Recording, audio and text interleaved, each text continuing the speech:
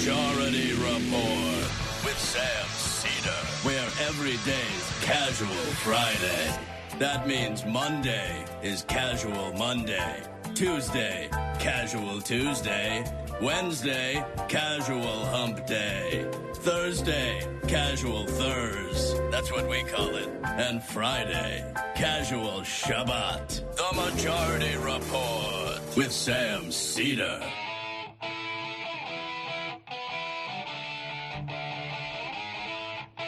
It is Friday, September 21st, 2018. My name is Michael Brooks. On a Michael Friday, this is the 5-time award-winning Majority Report. We're broadcasting live steps from the industry-ravaged Gowanus Canal in the heartland of America, downtown Brooklyn, USA. On today's program, Digby, the great political analyst, blogger, historically informed commentator. She talks with Sam about the week's news in an interview that was recorded just yesterday, contextualizing everything. And then the great, the astute, the shrewd Michael regular, Corey Pein, joins us to talk about Michael Bloomberg and Hillary Clinton and other of those types of people. Jamie's already giddy in anticipation for this roast fest that's coming. We'll also give a movie pick. Donald Trump unloads his venom and grotesqueness on Christine Blasey. And, of course, does it through Twitter and a fascist campaign rally. More Americans oppose the Kavanaugh nomination than support it, which is a nice sign. I don't know how much of an impact it will have on Republicans, but a positive sign for the country. ICE arrests undocumented immigrants who came forward to take undocumented children. That's nice. Ben Carson's political HUD, political loyalty required, no experience necessary. Jordan Peterson threatened to sue a critic for calling him a misogynist. I remember being told of this story before it broke. Free speech, baby. Jordan, I'm going to call you a lot of things in this book I'm working on. Would appreciate the pub. You've been served. You've been served. White House authorizes offensive cyber operations to deter foreign adversaries. Private tax collection raising much less than expected. What a surprise.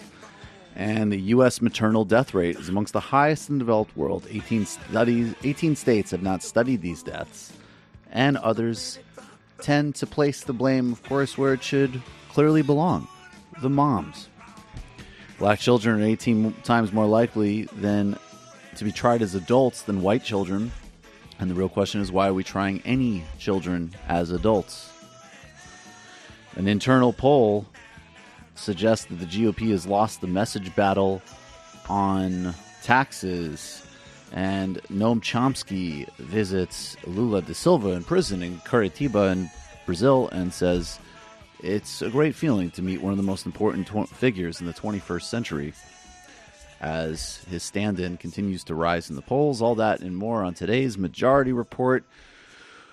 I, of course, am here along with super producer Matt Leck, on loan from TMBS, and super contributor / writer / video monitor / what's the fourth one we should put?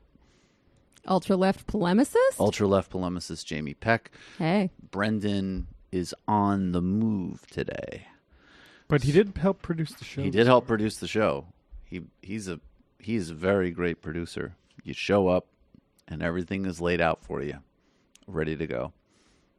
We're all just like automatons here. We don't even need to think. Big ups to Brendan. Big ups to Brendan. The content is Brendan. I maybe am just too drained. I watch this because we like to run clips before we play them. I know that this guy is being an asshole, but I don't exactly know exactly the ways in the target of it, or the ways in which he's doing this. I don't know whether he's making an age joke. He's certainly obviously dismissing the story about Brett Kavanaugh. It's a little confusing, but this is Congressman Ralph Norman of South Carolina, and he was speaking yesterday at an event at looks like a Kiwanis club, and he had this to say about Ruth Bader Ginsburg. Pleased to be here. Thank you for coming out.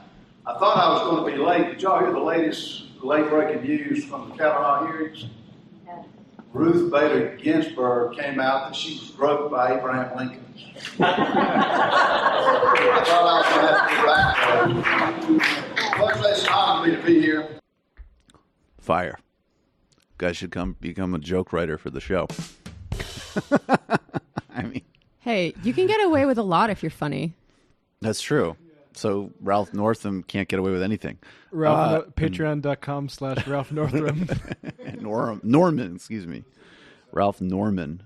No, you spelled it right. I'm just is Northam's the Democratic governor of Virginia, I think, that I'm messing his name up with. But yeah, I mean, what I love though is that like with these like date references, it's like that's not we've said a million times, if someone like Brett Kavanaugh came out and said this happened 35 years ago, horrific event, I own it. Maybe it's even actually informed my views on juvenile policy, which it obviously hasn't, and restorative justice in general, which it obviously hasn't. We're talking about a completely different situation. What we're talking about is that today, it's what did Nixon say? It's the lie. It's the cover-up. Seldom is the event. Like, it's that. It's the lie and the cover-up. What got Alger Hiss, Yeah. that's what got Nixon. It depends what the event was, but Well, of course. generally speaking, yeah. I mean, that joke is dumb because, like, it barely even makes sense, right? Abe Lincoln is not nominated to the Supreme Court. It's also, Yeah. it's also like he's able to shoehorn in multiple kinds of misogyny into one joke, right? Because it's like making fun of survivors at the same time that it's like ragging on a woman for her age. So in a way, that's very impressive. It was also impressive all the ways in which it wasn't funny. That's the thing, is it says nothing. What the message of that joke is that this is a laughing matter, which is that's why he told it, right? Like That's it. He's preparing the room to move beyond that and not be like, oh, well, we got this serious thing. It's like, well, we got this. Let's introduce some levity here because that's what's going to make it more comfortable for me to be here with you. Yep. Ruth Bader Ginsburg. That actually is that sounds like maybe current Dennis Miller material. That does sound like Turns out then Ruth Bader Ginsburg with Abraham Lincoln. Bop, bop, bop. That's all that was missing. Yeah, if he did. It was bop, bop, bop, bop. All right, it's great to be here. See, then it would have been Fran funny. brought some pot roast for us, and it's like gerbils on the Hindenburg. Am I right? Mary Todd is requesting an investigation by the Pinkertons. By the Pinkertons. The Pinkerton Calf Company. But they're the deep state. They're the deep. No, they would like the Pinkertons. I think they would like the Pinkertons, these guys. The Pinkertons are a major party of the Republican brand. If you like stories you hear on this show, we think you'll like the Sierra Club's new storytelling podcast, The Land I Trust. Season 2 of The Land I Trust is out now, bringing your storylines from across the western U.S., Season 2 of The Land I Trust is out now, bringing you storytellers from across the western U.S. who share their experiences in harvesting, protecting, and living with the 4 natural elements: water, fire, wind, and air. The series has 14 tales of individuals across the western part of the state, across the western part of the country, as they share their tales of climate change, clean energy, and everything in between. Each year, the Sierra Club visits a different region of the country for a new set of stories. Season 1, Stories from the American South, talk to musicians, families, farmers, and climate refugees, helping to move the South from a coal ash pollution to a brighter, cleaner future. You can listen to The Land I Trust. You can listen to The Land I Trust at beyondcoal.org/stories or at Apple Podcasts, Stitcher, Google Play, or wherever you get your podcasts. Check out Season 2 of The Land I Trust today. We're going to go to this interview. It's about 44 minutes or so with Digby that Sam recorded yesterday. And then we will be back with Corey Pein. Are you ready for some Digby? Yeah. Are you ready ready for some Digby, Digby, Digby, Digby, yeah.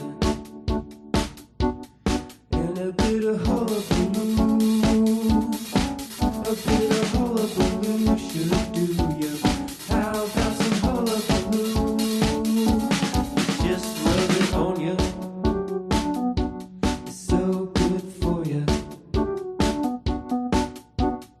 Digby's in the house. Digby, she's in the house. And a bit of hullabaloo, a bit of hullabaloo should do ya. How about some hullabaloo? Just rub it on ya. It's so good for ya. Hey kids, it's time to get ready for the one and only Digby.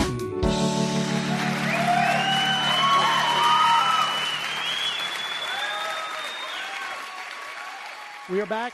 Sam Cedar on the Majority Report on the phone. It is always a pleasure to have on the program the proprietor of the Uber blog, Hullabaloo, and the writer from Salon.com, Heather Parton or Digby. Hi, Heather. How are you? Hey, Sam. I'm doing well. How are you? I'm well. Now, we're recording this Thursday evening. We're going to play it on Friday, so who knows what could happen between now and then. But there's so much to talk about this week that it's a little bit hard to absorb. Of course, the big story is the Kavanaugh nomination. I think if we had spoken, well, maybe not this time last week, but pretty close, like right, a week from Wednesday or something, it was basically all she wrote. And then Ryan Grimm had a piece in The Intercept about a letter that had come to Dianne Feinstein in July from a woman who alleges that she was sexually assaulted by Brett Kavanaugh when they were both teenagers. In the room was this other guy, Mark Judge, who was a writer who has written such great hits like I Gave Up My Liberal Guilt When I Projected That a Black Person Stole My Bike, was one of his pieces, on top of a memoir about being completely blackout drunk during high school. And this woman subsequently said that she would testify. Where we are today on Thursday, I think most people know, Thursday night, she is in negotiations with members of the committee, apparently, to testify. Is that what your understanding of what the latest is as of, Thursday evening? That's my understanding, that they're still in negotiations, that she is saying she's willing to testify under certain conditions, including her safety, which I think is reasonable, considering that apparently she's really been threatened quite seriously and had to move out of her house. So now, at this moment, and perhaps when this airs, we will know something more. We don't know yet whether or not they're going to agree to extend this artificial, completely arbitrary deadline they put up of Monday for a couple of days so this woman can, secure her safety. We don't know whether or not they're going to do that. It would be absurd and, frankly, obscene if they don't. Right. This deadline is meaningless. It has absolutely, they made it up out of whole cloth. It's ridiculous. And, in fact, the whole rush on this is completely made up out of whole cloth. And it's one of the things that I think really sort of exposes what they're doing here in a way that I can't imagine is really going to work for them. I mean, the desperation that they have to get this particular right-wing nut on the court immediately is bizarre to me, because, they're going to, it's highly likely, 99% likely that they are going to get some right-wing nut on the court, right? I mean, he's president, unless something really astonishing happens, Donald Trump is going to fill this seat, and it's going to be filled with a right-wing nut. Why they are going to this length to put this particular right-wing nut on the court is the big question in my mind at the moment. I mean, that is a fascinating question, right? I mean, because, look, I can understand why they wanted to do this within a week, because they don't want other women to show up. They want to not give this woman, look, all the worst of it is coming this week, right? Like, the death threats are going to start 15 minutes after people know her name. The most vulnerable she is to the limelight would be this week, right? It seems to me.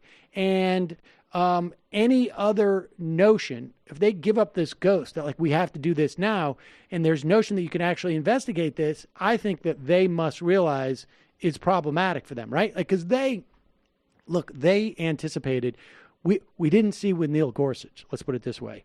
We didn't see Neil Gorsuch, people coming out saying he's great in a carpool, and maybe he isn't. Maybe Brett Kavanaugh is.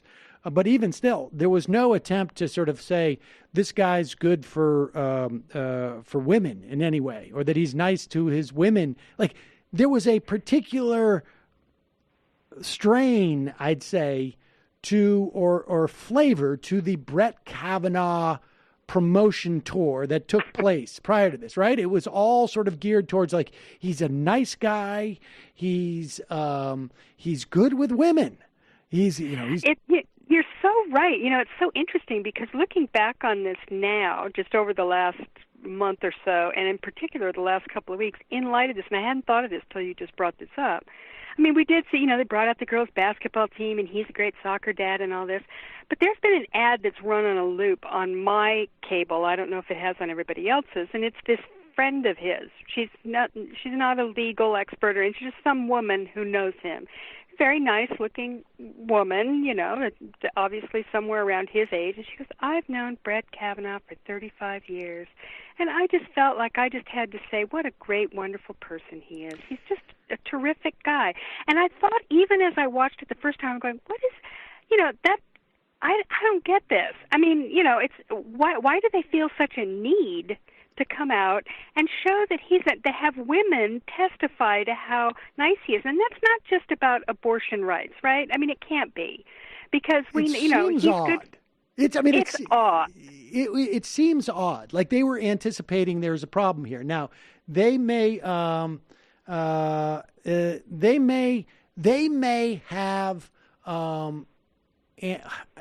anticipated this accusation in some way. Or maybe they were anticipating other accusations. I mean, maybe they were anticipating having more of a problem with Brett Kavanaugh's relationship with Kozinski. I mean, that seems conceivable to me. The Democrats didn't seem to make as much of it as one would have thought. Mazie Hirono did, senator from Hawaii. But beyond that, there was no one else who really sort of like went at him about this. But it is very interesting. And so one gets the sense that this week is a function of, because look, if they're worried, right, on some level about just sort of, let's say it's the generic abortion thing, okay? If that would mean they're worried about suburban women, Republican women, right, in depressing their turnout. But if that's the case, then why not wait till after the election? Like, because no one they're going to put up there is going to be no one's going to get up there and say, I gotta say, this candidate, he is a champion for women's rights, right? Like, he really, like, there's no one they're going to nominate who's going to be anything other than an obscure, a person whose desire to strip women of the sovereignty of their own body is obscured in some way. And so maybe they don't want to do this in the lame duck because they think the Democrats are going to win the Senate. Maybe, but I can't imagine. It's almost unimaginable to me that there's a scenario where Mitch McConnell is like, you know what? That's a bridge too far.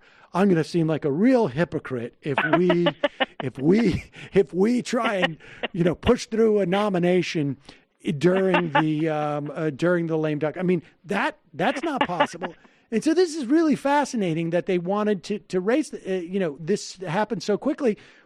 I think the idea is that they want to convince her not to testify, right? Like, not even because I may be wrong about this, but I'm trying to imagine a scenario where she testifies and maybe the Republican senators can all walk away and say, like, not compelling enough to vote against him. We can't damage his whole life because of these just one charges from this woman. But that's, I would imagine, that's not too good of a look for a party that has a narrative built around it being misogynist to regardless of how she, so-called, I'm putting this in quotes, performs in testifying. It really is bizarre. It's very bizarre, and it's even people like Ross Douthat from the New York Times, who is he's a very far right conservative who very, very much anti-choice, and even he has sort of pointed out that put this kind of guy, this sort of defending this guy under these circumstances kind of lends credibility to the idea that the anti-choice position, or in his words, the pro-life position, isn't really about fetuses. It looks more like it's about women. The rest of us are out here going, yeah, duh. You just noticed that, did you? But this is a big problem because even Republican women, who maybe they're even pro-life, they are absolutely bleeding from the Republican Party because of their loathing for Donald Trump and this kind of stuff. It's never ending. This guy has just sort of introduced this open, blatant disrespect, disregard, outright misogynistic attitude and saying, hey, bring it. What are you going to do about it, ladies? That seems to be kind of the attitude here. And so you've got Kavanaugh here. It was a perfect opportunity for these Republicans to refute it by absolutely coming and saying, look, we love Brett. He's a good guy. He's been a great guy. But you know what? Under these circumstances in the Me Too era and all this, I'm sorry, we're going to respectfully ask that Brett withdraw his nomination, and we're going to bring somebody else on. And if they were smart, they'd bring on a woman, right? That would be the obvious choice. And that would absolutely be seen as some sort of reassurance to all these Republican women who are running as fast as they can from the Republican Party to say, look, don't worry, we get it. This guy is the president is a pig, but we're seeing the light here, and we're not, it's not going to be that bad. Go ahead, stick with us here. I don't know what else they can do, and yet they're not doing it. So this is not going to help them with their problem, which is a huge electoral problem. Republicans cannot win without white conservative women. They just can't. They are screwed. That they have to have those votes because they get no people of color. They get no, obviously no liberals. they just, a lot of college-educated white men are falling out as well. They've got a big problem, and this kind of blatant, just sort of, hey, what are you going to do about it? It's really surprising to me. I would have thought, and I think Mitch McConnell knew this, because I think he was the one who did not want them to put up somebody like Kavanaugh. And Kavanaugh specifically, he argued against it, because there are plenty of them who don't have his kind of paper trail, and they're just kind of boring white guys like Gorsuch, right? And, the Republican, if it was about abortion, you make a good point. The Democrats could have made a big deal about Gorsuch, but it was not the same thing. There's that, Kavanaugh, and, we've talked about this before, you and I have, about, what a hardcore Republican operative he is. To choose him and to pick this fight, it just seems really bizarre to me that they are so far in the Trump tank. You have guys like Dean Heller, who's got a real race on his hand in Nevada, going, well, this is a little hiccup. You think Nevada women, or Republican women, think that this is a hiccup? I don't think they do. Yeah, it is mystifying. But there's also an argument that, before people interpret this as saying like it would be a good thing for the Republicans to confirm Brett Kavanaugh in light of this, and even if Dr. Ford testifies, from a political standpoint, it would be a good thing. I am of the mind that you delay. You delay. When you don't have the power, you kick the can as far down the road as you can and hope something turns in your favor. I mean, that's what happened in this case, right? And one doesn't know. Maybe the Democrats take control of the Senate, and during the lame duck, maybe, I don't know. Everyone gets hit with the flu and they can't vote. I mean, who knows, right? I mean, so you keep the door open as long as you can. So I, still count me as someone who is hoping that Brett Kavanaugh is not confirmed, and that it is, absolutely. I mean, I hope no one is interpreting my words as saying, "Gee, it'd be really good for us if right. he gets." It's not good for us. It's good. It's horrible for Democrats. It's horrible for humans. For Frankly, Brett Kavanaugh to be horrible confirmed. for people who have not been born yet. I mean, because what we're talking about. Exactly. I mean, it's an awful thing, and the Democrats are in a terrible position here because, regardless, there's no upside. Let's just put it this way: there's no upside to this. From the moment that Donald Trump was elected illegitimately, we knew that this was a possibility. We knew that we had one seat open, and then, who knew whether Anthony Kennedy was going to last, and he proved that he wouldn't. So this was always a possibility, and it's a horrible situation. And by the way, let's not pretend that, if the Democrats are able to somehow stop this Kavanaugh nomination, that means that the next person they put up isn't going to be just as bad or on worse. Every other level, or worse. Though it's hard to imagine anybody's worse than Kavanaugh, but it's certainly as bad or worse than Clarence Thomas or anybody else on the court. That is just the nature of this. We've seen, they've got the list, they're checking it twice, and McConnell is very much involved in this. They will try to put the most right-wing justice they can put on the court, and that is very, very, very right-wing. There's no upside for Democrats either way, and not even electorally, because, by the way, I think Democratic women are they are as energized and electrified as they can get. This is just frosting on the cake. Democrats don't have any electoral upside to this. It's the Republicans who are making an electoral gamble, and it's really weird because apparently they think that they can own that getting out that Trump vote and getting their boy Kavanaugh on the court immediately is a real electoral winner, and I don't understand that at all.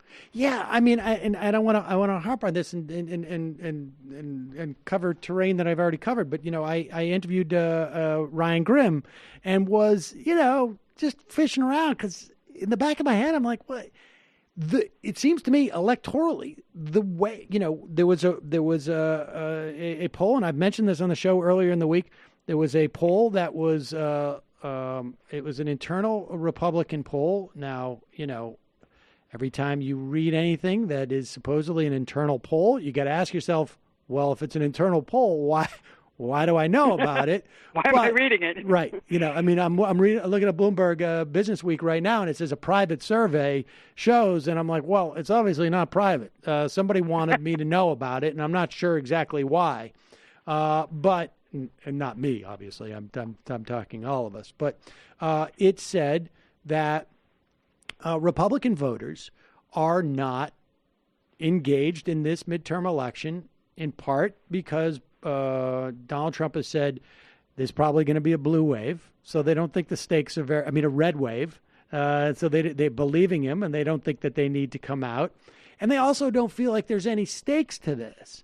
And there are stakes to this because not only, we talk about impeachment and we talk about maybe the idea that even if the Democrats win the Senate, that the Republicans will put that fifth guy on. Clarence Thomas is 70, and there's been a lot of talk over the past couple of years. This is a guy who's not super excited to be on the court anymore. I think there's a, if you look at the way that Ginny Thomas conducts her business, there seems to be a real desire to make some money in that household. And, I suspect that if the Republicans retain the Senate, Clarence Thomas is going to announce his retirement, at the end of this term, if he waits that long. It's not inconceivable to me that he wouldn't announce it sometime in April or, March, and they start to look for somebody, and then we have these hearings again next summer. If the Democrats take the Senate, then it's a much different story, right? He's going to hold on for a couple of years and wait and see if Trump gets reelected. And so there's some stakes here because he's the, that fifth vote. I mean, Anthony Kennedy was a swing on some things, but not all things. But in the interim, we'll probably see the loss of abortion rights, if not overturning Roe v. Wade, certainly a loss of abortion rights over the next 2 years. People should understand that every time you see one of these pieces of legislation passed by, Indiana or Alabama or, Tennessee or Mississippi or something like this that are clearly unconstitutional in terms of abridging a woman's right to an abortion, understand people are attempting to get these things brought to the Supreme Court, and they're just waiting for a court that's amenable to them. And so this is, there's a lot of wheels in motion below the surface. Oh, absolutely. And, look, even if they were to go a whole hog and overturn Roe versus Wade, they could go all the way, of course, and decide that it's constitutional to completely ban abortion nationally. But far more likely is they're going to do what they've always said they were going to do, which is to send it back to the states, right? They'll make the decision about which women have a right to, control their own bodies. And all those things that are in the states, right, all those laws that are in the states would suddenly become law. I mean, there's a whole bunch of them, states that already have, abortion bans on their, on the books that would become law if the constitutional right is overturned. So, and look, I don't think anybody should fool themselves. This is going to happen. I mean, this court with Kavanaugh as the fifth vote.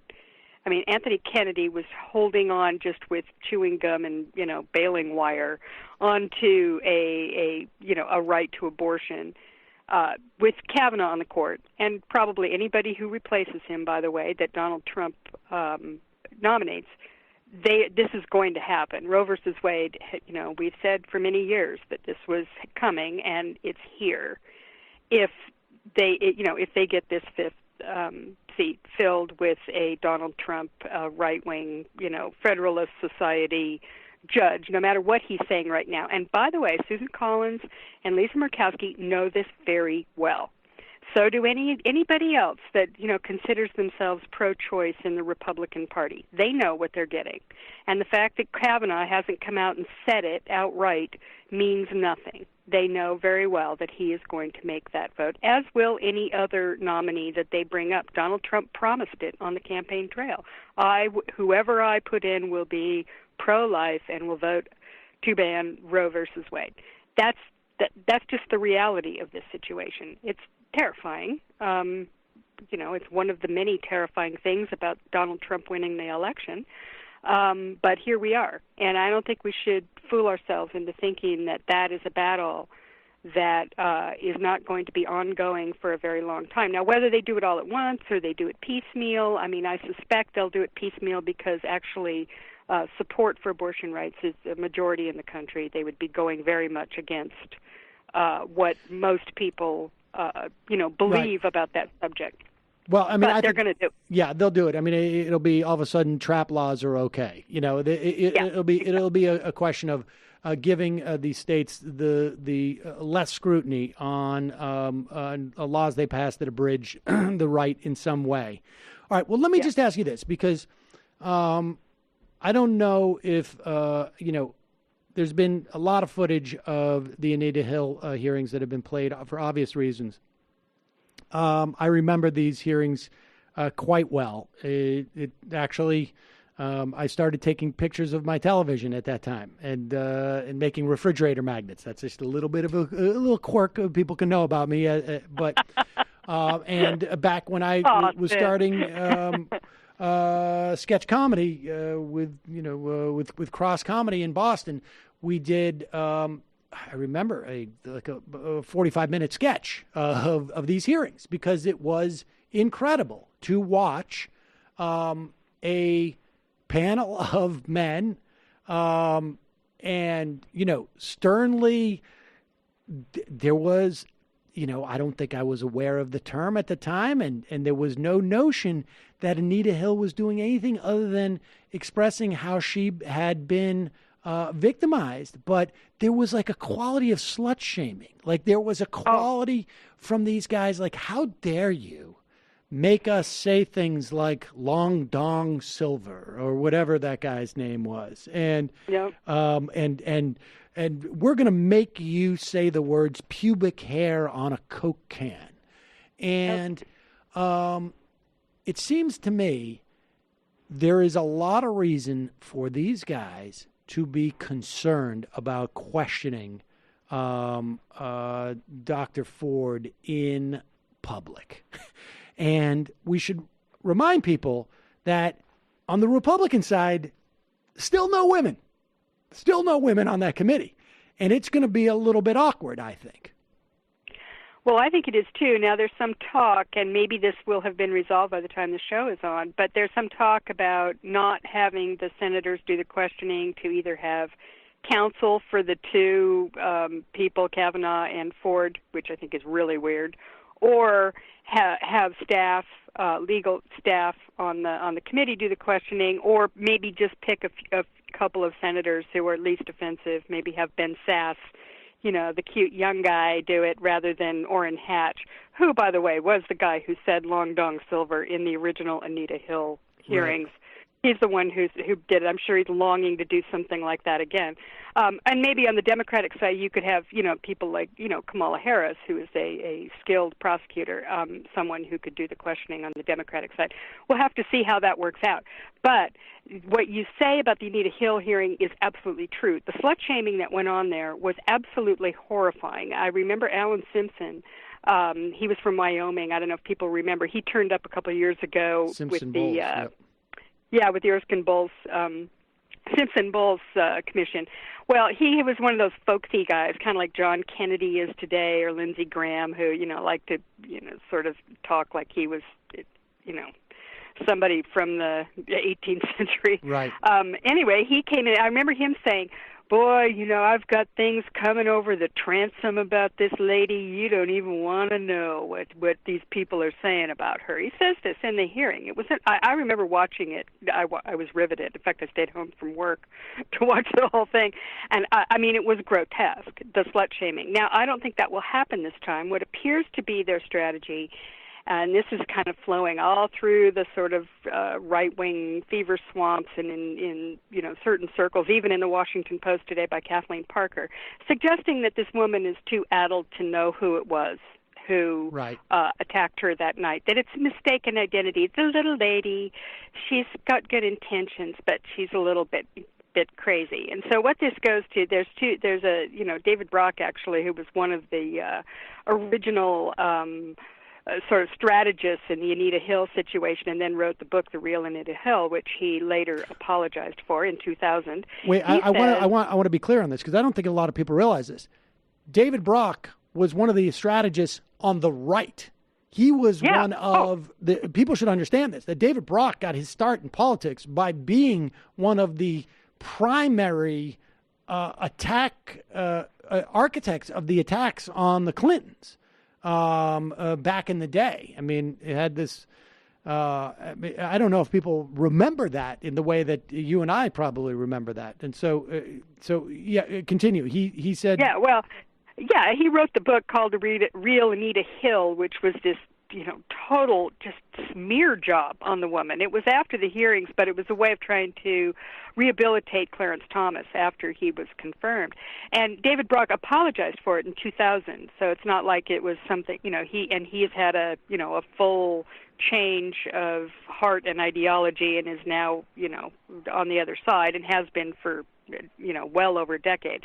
But in any case, he can't, the term that they coined for it was a little bit nutty and a little bit slutty. Now, in the Me Too era, saying slutty probably isn't going to work because, I think that having these guys or even an attorney or another woman on the, some woman staffer, they don't have any women senators, so they'd have to get a staffer. They will. If this woman was promiscuous, well, that would be a problem. I think they're going with nutty. I think that they're going to go with nutty, that she's a little bit strange, that she's got little memory problems, that she's not really reliable, that she's a little flighty, maybe a little hysterical, doesn't really remember what happened. Come on, honey, Right. Or it could even be like, and I will say this, if they don't have senators do the questioning, I would be willing to bet everything I've ever owned, or ever will own, that they find a woman to do the questioning on the Republican side. I mean, there's just no doubt about it. But it's going to end up being, you were 15, you were terrified. It must have been a horrible situation to be in. It is completely. How many drinks did you have? Were you drinking that night? I think it could be. Maybe you were drinking. You were at a party. I think it's going to be like everyone can completely understand that you wouldn't know who these people were. And that's probably going to be their attempt. Now, I don't know how many times they can say that and how many times she can go, well, I knew who it was. I knew this kid and I followed this guy's career. I didn't make it up 20 years later, but we'll see. I mean, it's going to be. Well, it occurs to me that there's something interesting here that I just thought of, which is that this woman is a psychologist. Right. She's not just another woman. So it's possible that she could even bring her professional knowledge to bear there and say, well, look, studies have shown that women, and this is true, too, by the way, that people who have a traumatic experience like that, their memory is actually pretty sharp of things like the identity of the person who perpetrated it. It's not common for them to be mixed up about that. I mean, maybe her professional credentials could actually work. I mean, in a normal situation, you'd have other people testify to that, right? You'd bring in some specialists and experts and all that. And by the way, you would certainly bring up the other guy she accuses of assaulting her in the room that night, this pig that is the friend of Kavanaugh's, who's written, reams about what a drunken frat house atmosphere that school was and how they were all drunk and throwing up and God knows what else. And there's a lot of cruelty and hostility to women in the stuff that he's written as well. They would bring him up too, but he's refusing, and I guess that's okay.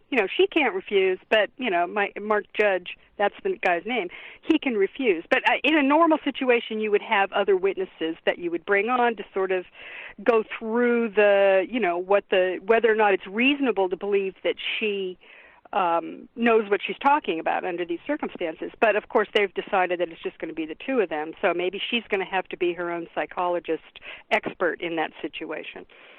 All right, everything is, beyond what we've talked about is conjecture. The only other thing that's extant, and I haven't heard anything of it, was the reporting that the report was Ryan Grimm had another story about the lawyer who first blew the whistle on Judge Kozinski out in California, who at the time everybody thought this lawyer was a lunatic. And ultimately was vindicated because Judge Kozinski turns out to have been a grade A level sexual assaulter creep, and we had this. There was a hint of this yesterday, or I guess today, Thursday. The story of Amy Chua, I guess it is, and her husband, who were coaching a particular woman who was looking for a clerkship, and there was some like overtones, allusions to like he likes a certain look, he wants a woman who is outgoing, and this woman had said she had heard stuff about Kozinski and stayed away. She had heard from Kavanaugh that there was some stuff, but not so much to dissuade her. And so, you know, I think there's probably a concern that there's somebody out there who says, I know Brett Kavanaugh knew about Kozinski because I blankety blank blank. Now, for someone to come forward in that circumstance, they are obviously going to be in the legal profession, right? They are probably in the federal judiciary. They may have to go in front of a colleague of Kavanaugh's professionally. Yeah. I mean, that is a very risky proposition, and those people may be sitting back going like, making a calculation like, I don't want to do this if I'm not going to, if he's going to end up on the court, because then I'll have done this to a Supreme Court justice, as opposed to a guy who's not a Supreme Court justice and, who the senators rejected. So it's unclear if we're going to hear from those two federal judiciary employees that this lawyer supposedly represents. So that is extant. We may hear things over the weekend. We may see some compelling appearances on television. You know, part of the reason why they're negotiating is probably to get her not to appear on television before she testifies. And, you know, her team will make that assessment if it's worth it or not. Because I'm not convinced that her going on television, her going on 60 Minutes, her going on the Sunday talk shows, whatever it is, won't have the same sort of damaging effects. Like, you know, go ahead, vote for him. I just gave my testimony to the American public. Brett Kavanaugh hasn't a chance to respond, and that's because you guys insisted on having this on Monday. I mean, the next couple of days are going to be fascinating in that regard. And we should just say before we go that one of the things that Donald Trump likes about Brett Kavanaugh is his perspective on presidential powers and whether or not he can be subpoenaed. And at the beginning of the week, it may seem like a year ago, Paul Manafort's plea deal cooperation agreement was, basically made public, more or less. And this guy is wrapped up. There's no wiggle room. They can fire Kavanaugh. I mean, they can fire Mueller. But Manafort, there's all the stuff is lined up, ducks in a row to get him, to have him liable in at least one or two states, it seems to me, by a state AG. And, Tish James in New York State, I'm sure the first thing she would love to do is to make sure that Donald Trump doesn't get away with firing Mueller by, bringing up charges on Manafort. That story is like sort of weirdly hovering in the background. Like I feel like any other week we would be talking nothing but that. Oh, we would. I mean, it was huge, actually, and the right has this whole alternate narrative that they're on, that they're trying to push so they can give Trump some kind of justification for ending the investigation after the midterms, which Lindsey Graham and Grassley have both sort of indicated, winked and nodded anyway, that it's fine with them if Trump does it after the midterms. And just before we got on the phone, it was reported that Michael Cohen has spent over a dozen hours with Robert Mueller now, and I don't think Mueller's wasting his time with this guy. And there's no agreement, no cooperation, no plea, nothing. I think it's just purely this is voluntary, and they're talking to him. I think Trump is in a panic, and that certainly is the reporting that he's in a panic. He released this classified information on the Carter Page stuff and this whole crazy conspiracy story this week. He released classified information, which he hasn't even read, purely on the basis of what, the people he trusts, who he names as Lou Dobbs and Sean Hannity in the interview he gave to The Hill this week. I mean, this is becoming, and in fact, having Kavanaugh on the court, and perhaps this is why, really, when you get right down to it, they are so adamant that it be him and not one of the dozens of replacements they could easily put in.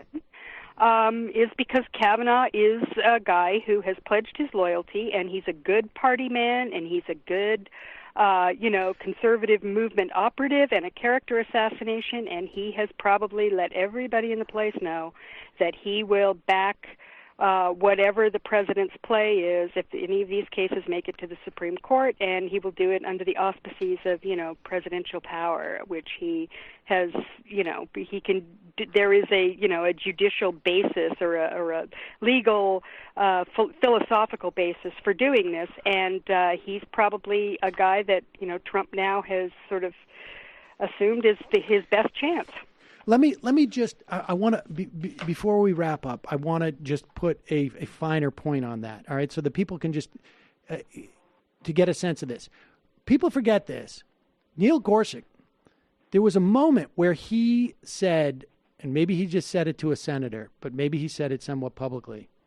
Blumenthal. He said Blumenthal. Yeah, it was Blumenthal, where he said, I think it's inappropriate to go after judges because of their ancestry. Something to that effect, right?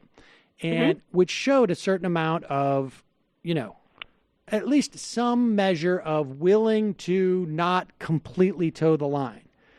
Brett Kavanaugh got up in front of everyone in the first statement he ever made as a nominee to the court and said, Donald Trump, like one that would have almost sounded like just bizarre to even say about any president.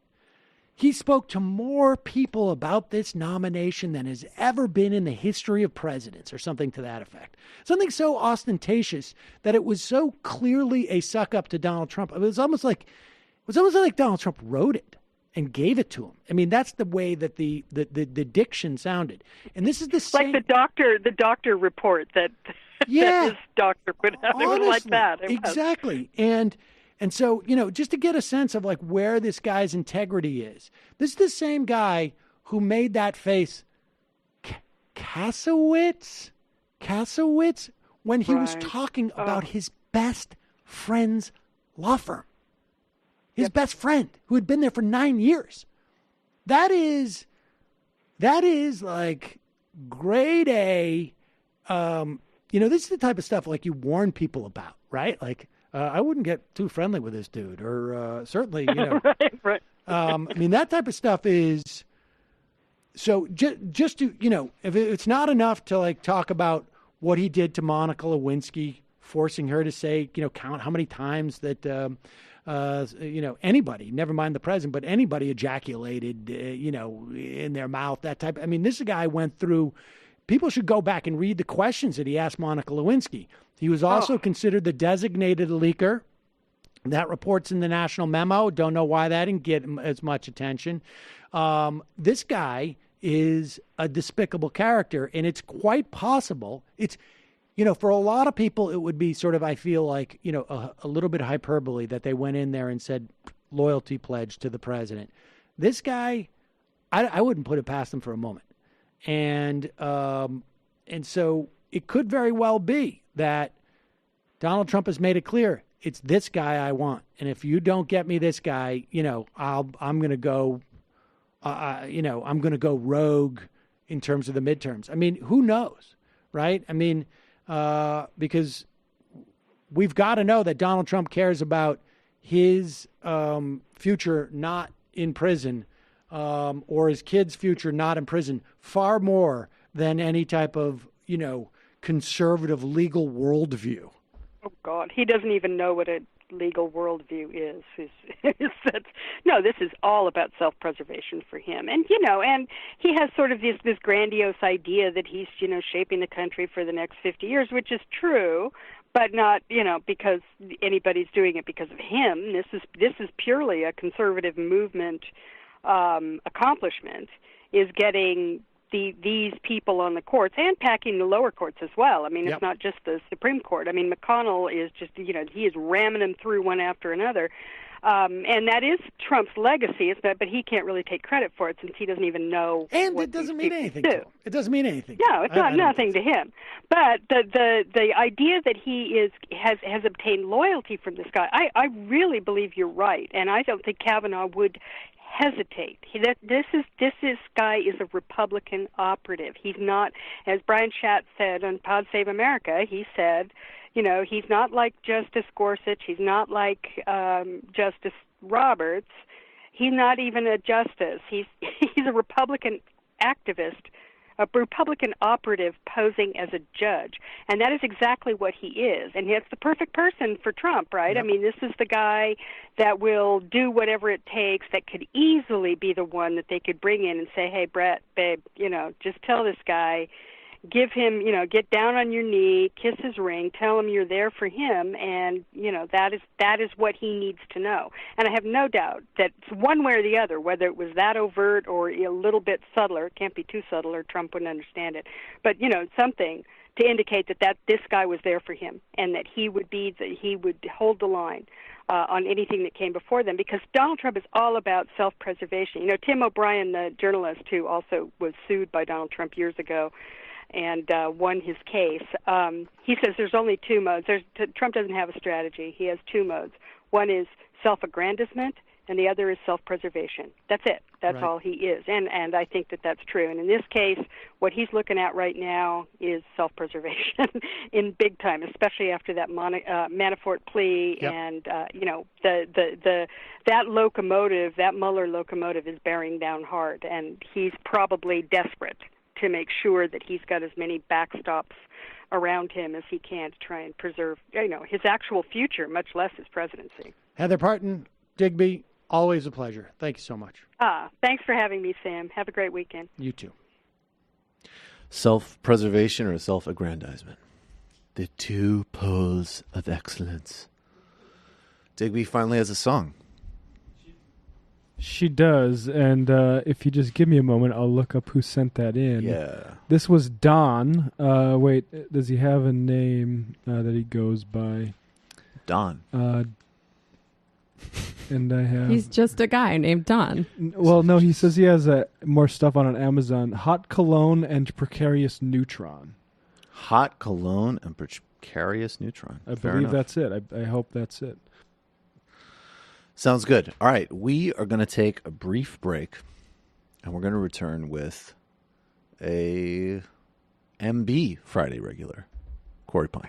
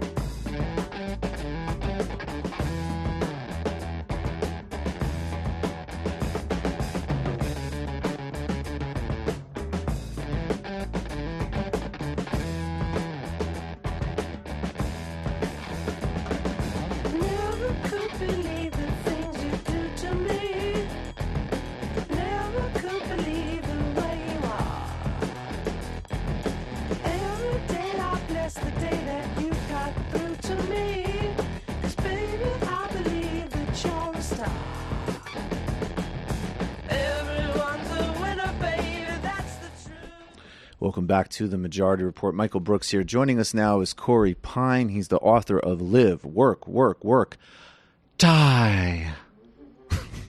Corey. And, of course, also the host of the Great News from Nowhere podcast, which people should subscribe to on Patreon if they haven't already. I do that, too. Knowledgeable minds do that. Thanks for the plugs right off the bat. I'm always happy to come on Majority Report and the Michael Brooks Show. I've yet to be invited on Literary Hangover. I might have been invited to Antifada, but it didn't work out. You are welcome anytime, Corey. But good. We haven't totally figured out our setup for phone interviews yet, so we might have to do some work on that. Or next time you're in New York. Yeah, I don't know when that will be. I do have some good news about the book. I recently signed. Is this too self-promotional? No, go for it. You ready for this? Hold on. I recently signed what is known. Go ahead.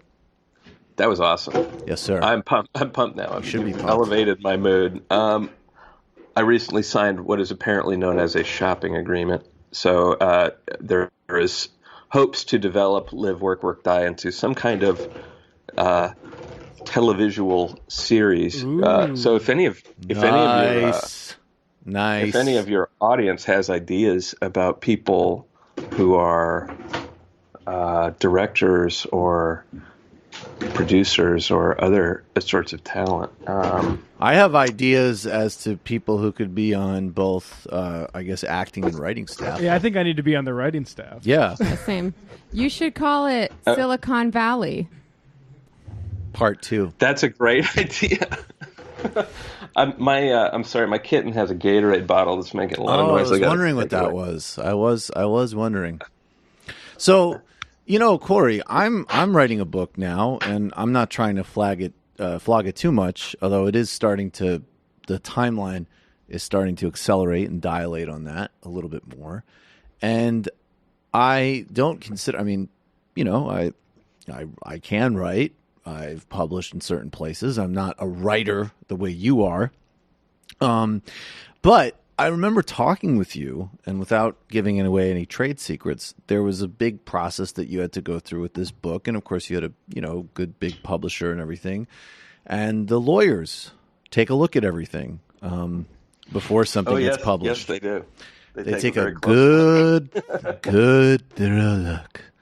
And, I'm writing a book that really actually, ironically, and it's funny that I have to say ironically in today's world, but it deals with this. It's not just a critique of the intellectual dark web. It's actually an attempt to understand the moment we're in and why it would facilitate something like the intellectual dark web.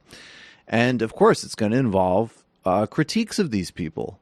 It's not going to involve any, of course, made up stories or anything. It's going to involve dealing with their ideas. I'm sure, of course, I have no doubt that, Sam Harris will say he was taken out of context, but that's, that seems to be like some type of Gestalt response that he has to just basically anything that's even mildly critical. So he'll do his thing. But there's an interesting trend here with Jordan Peterson, because Jordan Peterson got on the map through sort of basically saying that I'm not going to respond to people's gender pronouns, at least in a compulsory manner. And I'm willing to go to jail over this. He had this whole kind of public melodrama about this Canadian directive that he was responding to and definitely radically overreacting to. And he also was saying that, speech codes of any kind sort of close the infrastructure of free speech. They limit the cognitive and linguistic territory. And what's been interesting in the last couple of months is that Jordan Peterson seems to have no problem limiting certain kinds of cognitive and linguistic territory, and those involve anybody who's critical of him. He called several months ago, he sued a university in Canada, basically professors who had criticized him. He sued them for a conversation that they had in a leaked tape where, the professors did not come off well in the tape at all, but it's a bit of an incredibly astonishing thing to sue over, especially for a self-proclaimed free speech advocate. And now Jordan Peterson has sent a letter to an author by the name of scrolling it down for me. I've got it here. Yeah. Kate Mann. Kate Mann. M-A-N-N-E. Yes, Kate Mann. Who... And she's a professor at the Sage School of Philosophy at Cornell. So she's I'm defenseless against that kind of female insanity. So basically, and you might ask yourself, did she, as I said, did she make up a story about him? Did she say that he killed somebody? Did she do something like that? No, she called him a misogynist in Vox. And not even that. Explain what she did. Yeah, go ahead. I actually have. So I learned about this story. He filed this, or his lawyer did, back in June, but I just learned about it, I think, with most people this week with an article in The Cut by Aaron Carmen. Right. And they got a hold of the letter that Peterson's lawyers sent. And it's very short, so I'll just read some of it, if you don't mind. I think go ahead. pretty entertaining to get the source Can material you do it in here. the voice? It addresses not just I can't. No, I'm just kidding. Go ahead. Go. No, do it. This would be give the it a read. Peterson's lawyer voice. All right. Okay, so it's addressed to Professor Kate Mann at Cornell, to Professor Derek Paraboom, the chair of her department at Cornell. Wow. Sean Illing, the Vox reporter who interviewed Kate Mann, and Vox Media. I know Sean Illing. Sean Illing, good guy, Majority Report listener. Love him. And it's fun. Fake and news. It's which is just, it's okay. First of all, it's just really unusual that I can understand including Vox on there if you're going to be pursuing a libel or slander claim, but adding the chair of her department is just a bullying tactic. Oh, yeah. Total scab move. Yeah, okay. So then it's this letter serves as notice of action, blah, blah, blah. On June 6th, the following libelous statements by Professor Mann were published on the website below. And then it lists some quotes from the professor that upset Jordan Peterson. And they are, I also think the way Peterson cherry-picked a few more dignified-sounding sentences from the diary of one of the Columbine killers, Eric Harris, was downright dishonest. I suspect that for many of Peterson's readers, the sexism on display is one tool among many to make forceful, domineering moves that are typical of misogyny. So she didn't actually call him a misogynist. She just said it was like misogyny. Lawsuit. Then, you're sued.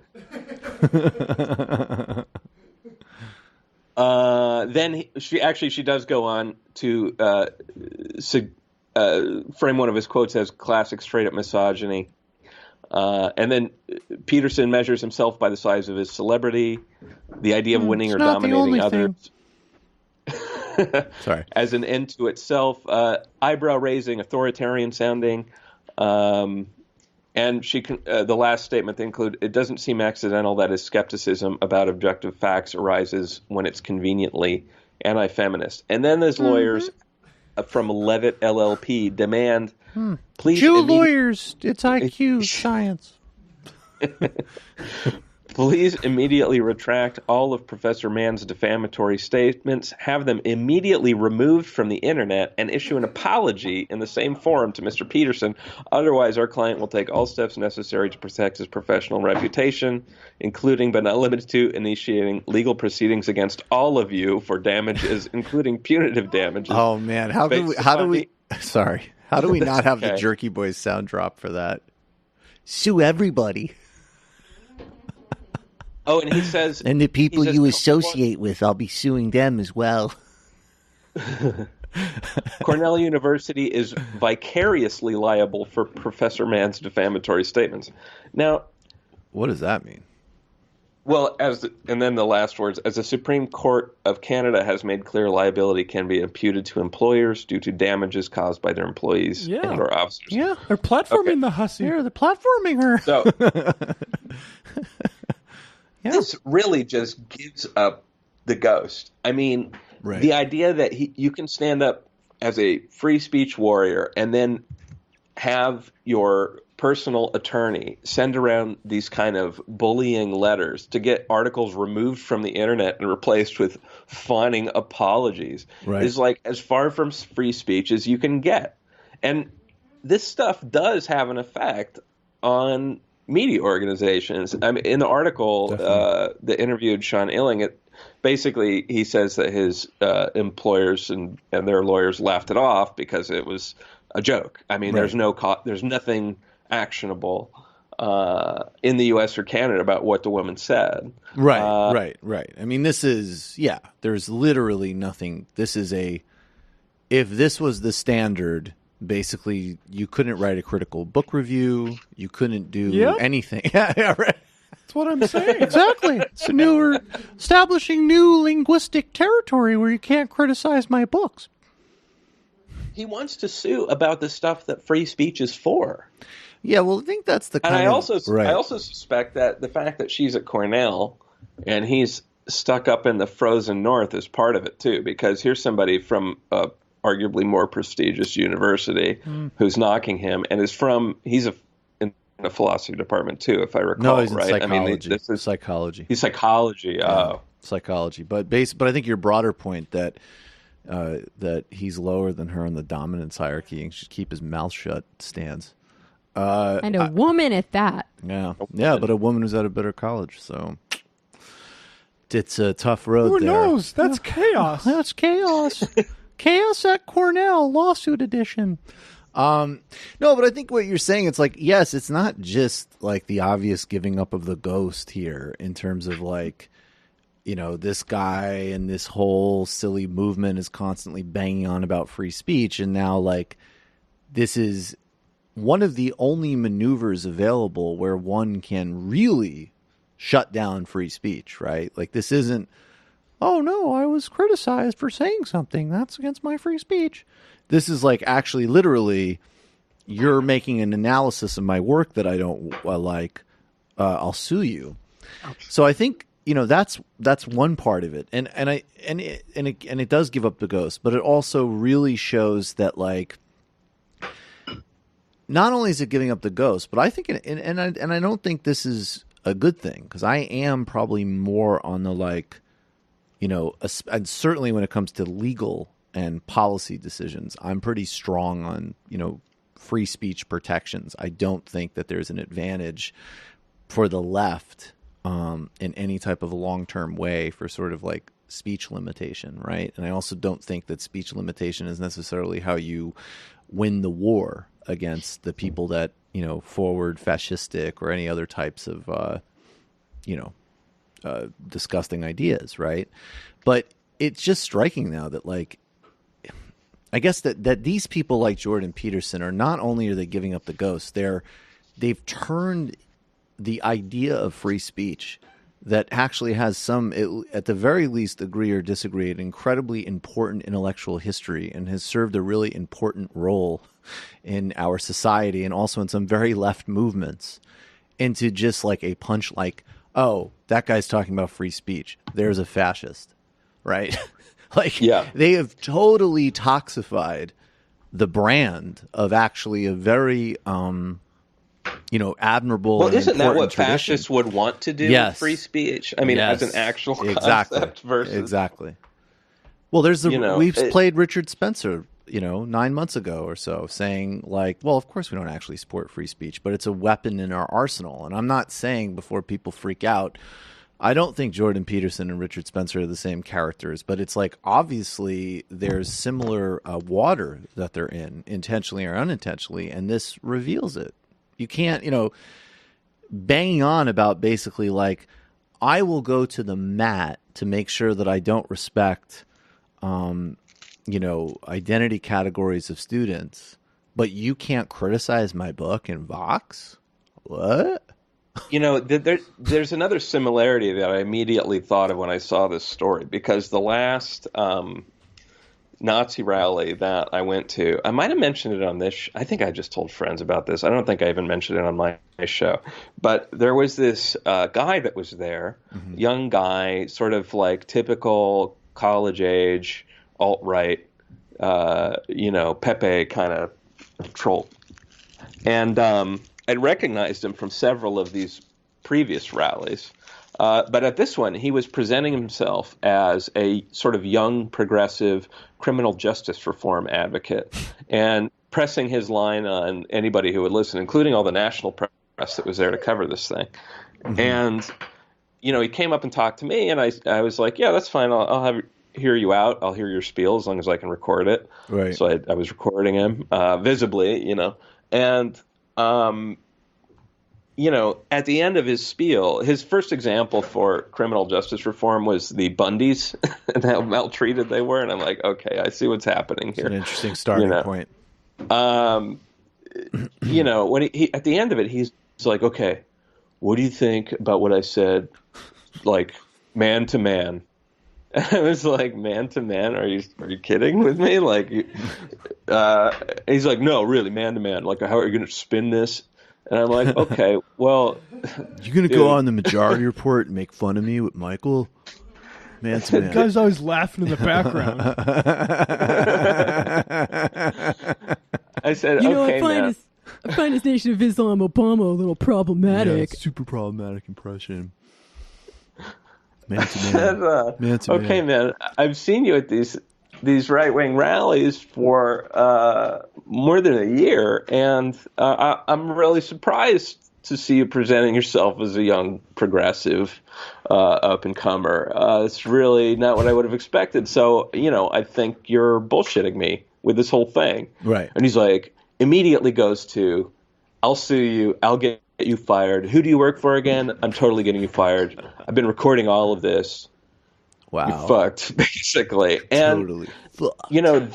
That is right out of the playbook. I mean, they're picking up this strategy somewhere. I'm not saying that Jordan Peterson is telling all of his weird minions to follow this strategy of suing people who don't portray them as they wish to be portrayed at any given moment. But clearly it's out there, right? In their in the waters that they swim in, and it's kind of a tell, right? Like, their idea of free speech is you saying what we want said or else, right? Because this example with the kid that I just gave, I mean, I know he was an alt-right activist. I knew his purpose was to, essentially try to recruit people with sort of deceptive tactics into his movement by misrepresenting himself. Right. And right. his idea of what a good interview would have been, and I don't know if any other reporters who were there bit on this, but I know it happens all the time. These people use fake names and they come up with different PR strategies ahead of their events, hoping to get national press. His idea of a good interview would be, I passed on a pack of lies from him, right. And that's simply not what free speech was for. Free speech is for so we can have honest discussions, and advance an understanding based on factual information.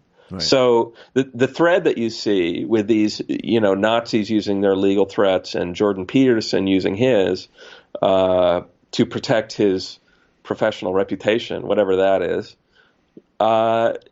that it does go back to this sort of like patriarchal dominant idea of what I say is free speech. What you say is slander, unless you're echoing what I say. And that's simply not free speech.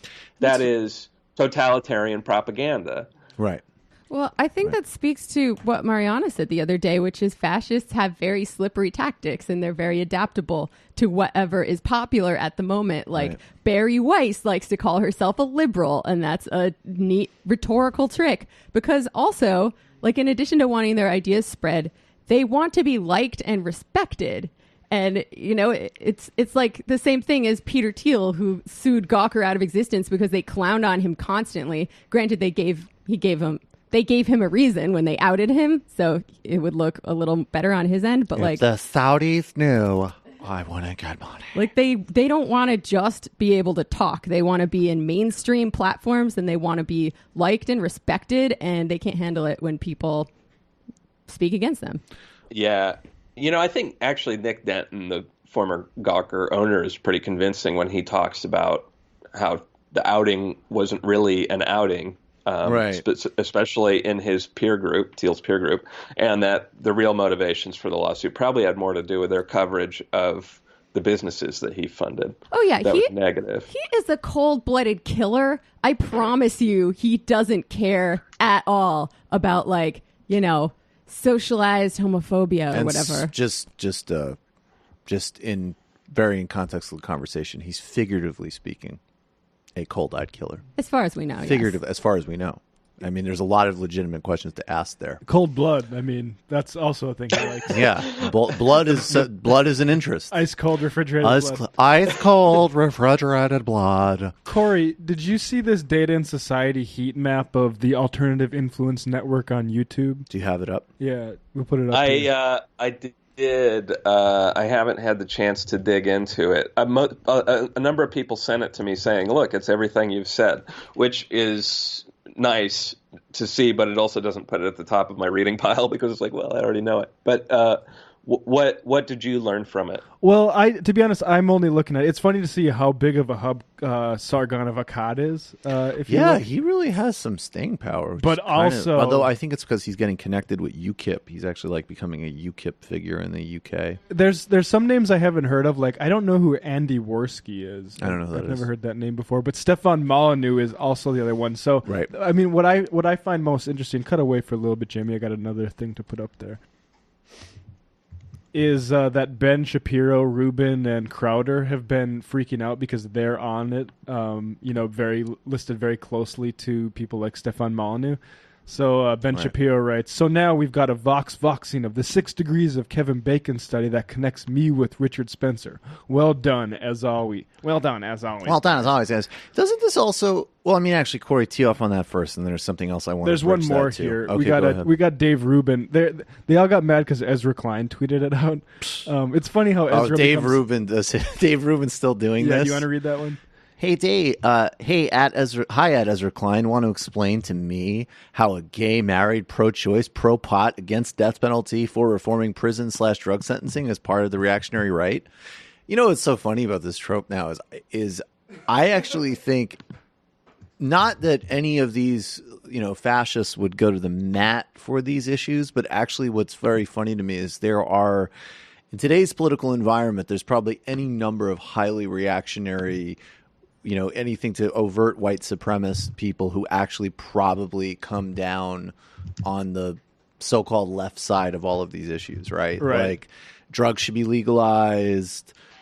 People are over incarcerated. Some of these are so easy just to say, right? Like I'm against the death penalty. Yeah, I mean, also like prisons. Marriage equality and anti-death penalty and pro-pot are basically like, and I would say even pro-choice amongst a certain subset. Like those are not the new dividing line with sort of like the right and left. I think for like under 40 or under 35 or whatever is not like it's. I mean, there's obviously still religious right wingers, but it's more like, well, yeah, I mean, I support gay marriage, but I think we should have a white ethno-state, which is not included in this dumb Dave Rubin tweet. None of those are terribly redistributionary either. Of course. He's ditched the healthcare stuff. Right. This is just I mean, that's the other way. It's just libertarian, whatever. And this is also another reason why it's very, very tricky to get into alliances with those people. But Corey, you were going to say, in terms of this stat and how it's validated? Oh, yeah. Well, I finally am looking at this heat map, and I don't recognize some of these as well, like Kraut NT and Bunty King. Yeah, I don't know most of these Computing folks. I mean, I don't want to advertise stuff that's probably just funneling people into some, hellish sort of Nazi spiral. But many of these I do, and they're, it's good to see people do this work, but it's sort of also like stuff that you can figure out just by watching these folks. It's like following your own algorithms. Yeah. Yeah. I mean, and the way that the other shows that they recommend, I mean, it just sort of, it's confirmation of stuff that not just myself, but people, many guests on your show, the whole crew have been saying for, a couple of years. And hopefully what this does, this kind of research, is convince the sort of mainstream press, and by that I mean, the press that feels it has to be neutral regarding the alt-right still, because they're still out there, that the people who are presenting themselves as classical liberals or just simply liberals, and yet echoing alt-right arguments, shouldn't be taken at face value. Right. That's been my main message to friends in the media who are working at those kind of outfits, because it can be hard. I mean, to tie it back to what we were talking about before, not everyone is fortunate enough, and I've made quite a bit of sport about Ezra Klein over the years, but not everybody is fortunate enough, like your buddy from Vox, to work for someone who will receive a legal threat like that and respond appropriately, by which I mean laugh it off and go back to doing your work. A lot of times, those kind of threats do have chilling effects on speech. Right. And, the people that need to be convinced that there are bad faith actors associated with the alt-right or with overlaps in terms of audience with the alt-right, who present themselves as something other than what they are. And I hope these kind of investigations and sort of the quantified approach, where you actually get a nice, easily referenced infographic at the end, convinces people who don't yet get it. Although I think most of your listeners do. Yeah, I think so. I also, go ahead. Well, here's the thing. Nazis historically have used liberal values that they do not believe in a bad faith way to advance themselves within a liberal society. So maybe I struggle with this myself, but maybe there is a case for deplatforming the farthest of the far right, like actual neo-Nazis. Definitely. Our friend Brandon Jordan made a good documentary about the anti-fascist movement, kind of connecting it up through history. And like, when Hitler was rising to power, like, Nazis had their rallies out in the open and drew tons of people and bolstered their cause that way. So the question then becomes, obviously the people we're dealing with now in America are a bunch of, LARPing edgelords. But at what point is it a good idea to intervene with them having a platform? That's the question. I think there have been some misfires, but for the most part, the Antifa deplatforming strategy seems to have worked. I mean, remember a couple of months ago when Richard Spencer was like, can't raise money anymore. And you've had Milo out there whining about how, woe is Milo. Yeah, if nothing else, it costs them tons and tons of money. That's the part that I support. Yeah, plus, that's why a lot of these rallies where they say, oh, our free speech is being suppressed, they're not just there to talk. They're there to beat up liberals and people of color and anti-fascist activists. Well, that's the point I try to stress whenever I'm on a sort of mainstream show and they ask about these subjects, because it's what I've seen repeatedly, that, these aren't free speech rallies. They're rallies designed to provoke or incite violence. And, just because you call it a free speech rally and wave an American flag and co-opt all this symbolism and language and essentially appropriate the cultural context of American patriotism for fascistic ends, it does seem to fool a number of people. So you do have to address them on the terms that they present, unfortunately, even if it's easier for some of us to see through than others.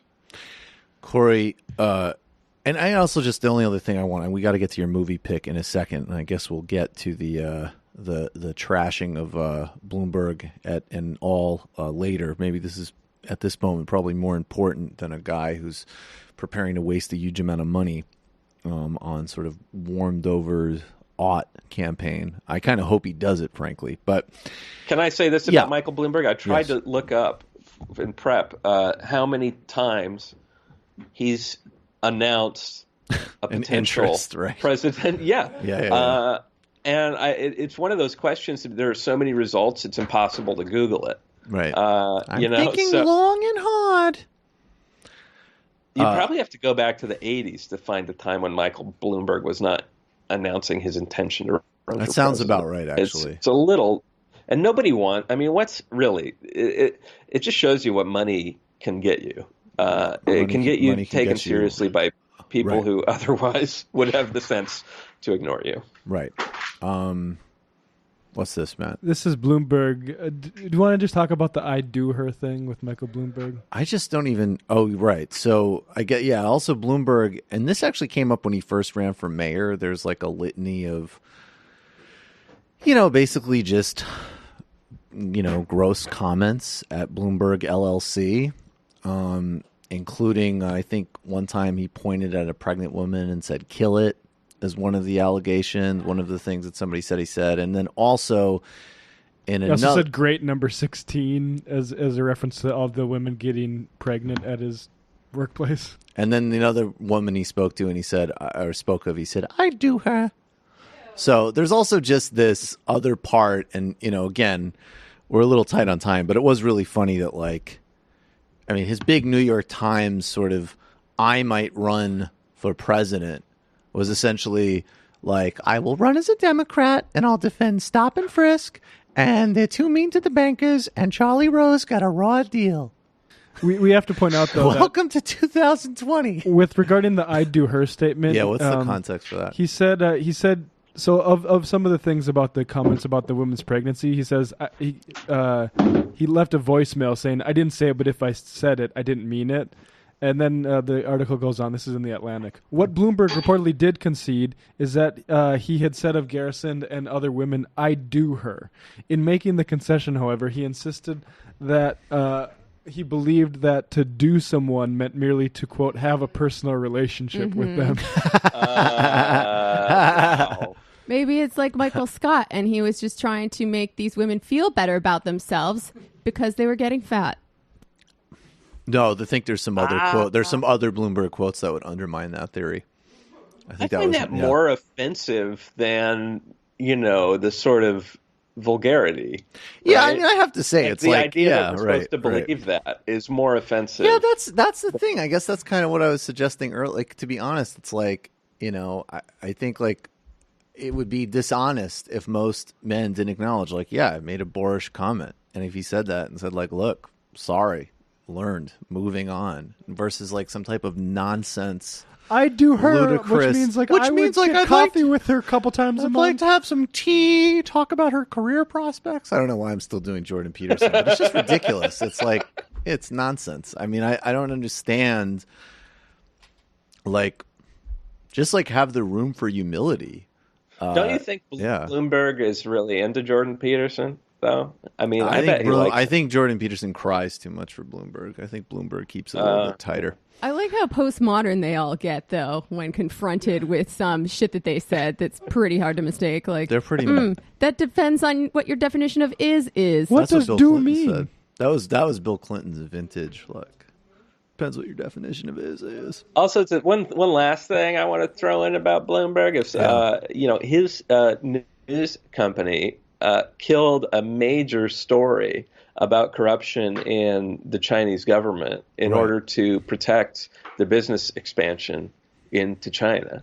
And the reporters who were working on this story, this was a few years ago, wound up leaving the company and moving to the New York Times, which has forever colored Bloomberg in a negative light in the eyes of many journalists, and rightfully so. And it also calls into question how he runs his company. And if you don't think that Republicans would dig in to Bloomberg's sundry conflicts of interest that he would have coming into office and be all over that emoluments angle, since we all know what that means now, I think it's silly to think that they wouldn't. And moreover, they'd probably do a better job of it than the Democrats have when it comes to Trump, even though Trump's, are evidently more corrupt. Right. So I'll just say that. No, I think that's bad true. idea. Bad idea for 100,000 different reasons. Bad idea. But you know what? If a couple of consultants want to get rich and we can definitively have somebody like this get crushed in a Democratic primary, I'm not opposed to it. And also, I want to say, too, I know some people have anxiety about him running as an independent. And the only thing that I will say positive about Mike Bloomberg is I don't think he wants to be responsible for Donald Trump getting reelected, and I think that is why he's talking about doing this as a Democrat. And number two, he's not going to get any traction. This politics has no appeal to anybody who isn't on the Upper West Side, or not even that. Forget it. Potentially the Upper East Side, Westchester County, and a handful of other suburbs, maybe some of the suburbs of Philly. That could be tricky, but this is not. This is going to be the inverse of a grassroots campaign. There'll be all the consultants and money and brand positioning in the world, but it's not going to go anywhere. Yeah, but he was invited to speak at the DNC last time around. But that's their move. I mean, that was, and I actually think, I have to say, I think that move in and of itself, as part of just a get under Trump's skin strategy, was not terrible. But obviously it reflected the broader just sort of weakness of Democratic message. Do you not think the leadership of the Democratic Party would side with Bloomberg over a Bernie?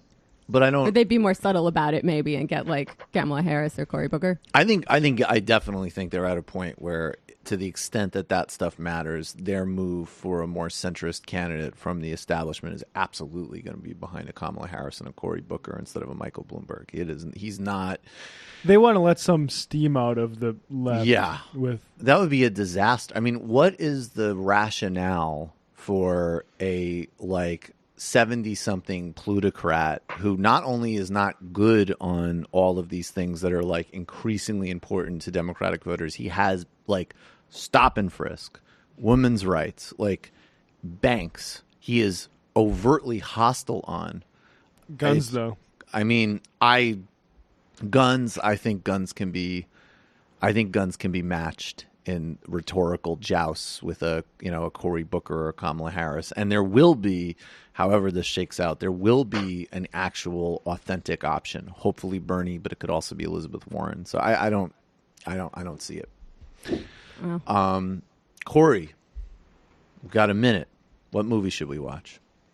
Okay, I actually have 3 recommendations. Oh, wow. 2 are still in theaters. They might have come up on your show. Okay. They definitely deserve segments, either on mine or Majority Report or something. Death of Stalin could still be out there. Great movie. Armando Iannucci. So good. Awesome. Sorry to Bother You. Also fantastic. We've talked about this and did a whole segment on it on TMBS. You did? Oh, yeah. I'm sorry I missed it. I'll go back. No, it's fine. Yeah, but it's definitely a good movie. But my recommendation is something that came out in 2004, which I realize is ancient history. It means a lot of people probably haven't seen it. But there's this whole publicity campaign around Crazy Rich Asians as some kind of groundbreaking representation thing. I want to recommend a movie that is not necessarily so classist in its representation of Asian characters. It's called Harold and Kumar Go to White Castle. That's a fun movie. I just rewatched it with my wife. Does it hold up? I think last week.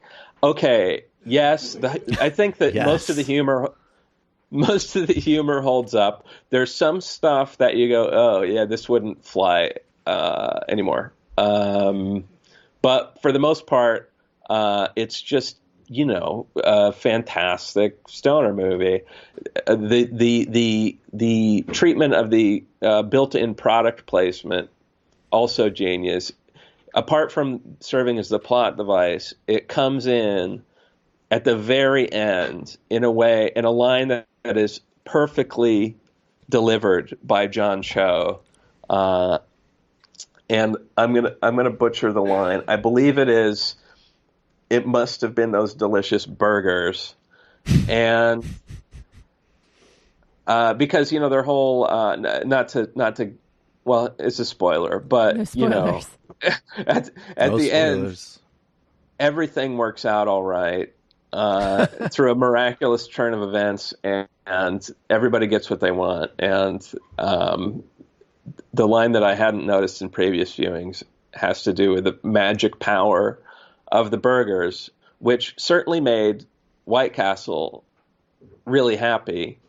But it's the je ne sais quoi with which it's delivered with this subtlest of smirks, even if you don't like the rest of the movie, or you think it's stupid, stoner comedy, which it certainly is, you have to admire John Cho's delivery. I mean, I think it's a greatest of all time, sort of like "Here's looking at you, kid" kind of line.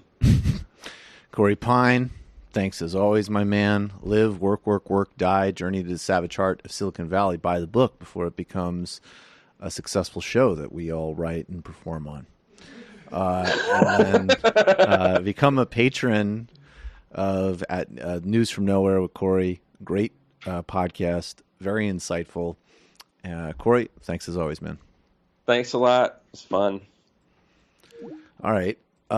We are it's gonna be a little bit truncated.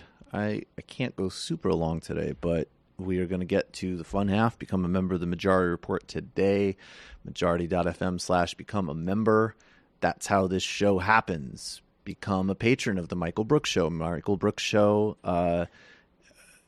all the content you can get there as a patron is broken down at patreon.com/TMBS. Do that. Jamie. Yeah, so this week on the Antifada, we released our episode yesterday. We are joined by writer David Cleon to talk about what, if anything, the left can take from the whole Russia story. Mm-hmm. We drag on everyone's favorite Hasbro hack, Barry Weiss, including in song. We talk about the elections. We talk about David's own journey to the left. And Sean and I get a divorce twice, so... Oh, wow. Check it out. Also, we're probably going to unlock our History as a Weapon #1 on historical materialism soon, because I think it's really good, and it's a good little sampling of what's available to you if you become a member at patreon.com/theantifada. Matthew. Yeah, Literary Hangover. We zoomed past 100 subs yesterday because people really want to hear me read this Hope Leslie. So that's a good idea. I actually read for 2.5 hours last night, which it's work to narrate a book like that. Yeah. Like that is I would imagine. My vocal cords are feeling good. They feel like, when you haven't worked out for months and then you really get after it. That's where I'm at today. But it went really well, and it's I'm really enjoying it. So I think I might do that every 50 patrons, is do a new book. Smart. Patreon.com/literary hangover. Check that out. Also, we did the Scarlet Letter that released on Saturday. Check that out. It's a good episode. If you haven't checked it out yet, it's not just me and Alex this time. We have 3 people. And as we all know, when you add a third person to a podcast, the conversation, I think, loosens up quite a bit. I think that reflects the Griscom edition on TMBS. To end, we have... Jimmy Reefer Cake and Adam Rainstopper. I think we're just going to play that. Okay, great. We'll play it out. Cool. This is called Kavanaugh Piss Off. How long is the song? 2 minutes and 45 seconds. All right. I am going to go do something. No, not, and that sounded really bad. I'm not trying to diss. I just don't diss these guys. There's no diss. All right, you know what? We'll do some La Poupée so I can hear some of it.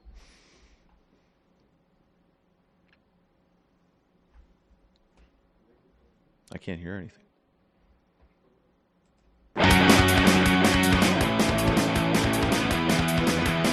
Kavanaugh, piss off!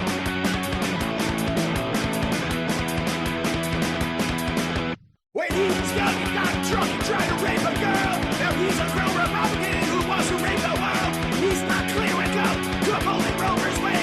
Susan Collins, show us how you are bought and paid. The Constitution's violated, rights free to Rogan. Owners free to rape us, prohibit us from smoking marijuana privately when we are done with work. Kavanaugh said test them all, cause he's a jerk.